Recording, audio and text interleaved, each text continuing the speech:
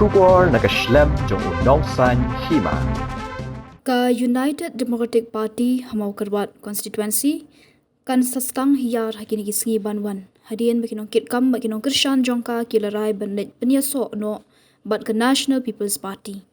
Secretary ke UDP Mawkyrwat Circle uba SK Budnah udah pentingna ba baro kinong kitkam bakinong Krishan jongka UDP kin salit ban penyaso no syaka NPP haka artarik ubna jemang arhajar arpuhendrio. Uliyat hu baki bomrong syaka NPP kilong Satang Vice President but Organising Secretary ki bansa haka UDP. Uliyat hu bay uba Raniktan Lingdo ubade UMLA baminta jongka UDP.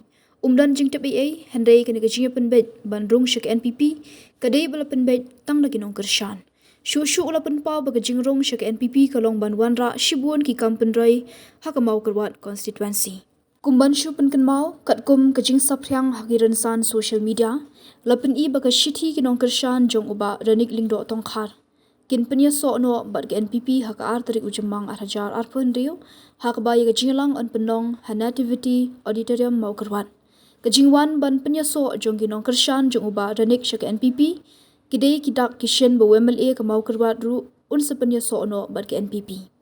Lada unwan ban penyaso biang syaka NPP kan long kum kejingwan pai biang syala ke jong ke yeng kesam ke ba menshwa ba uladan.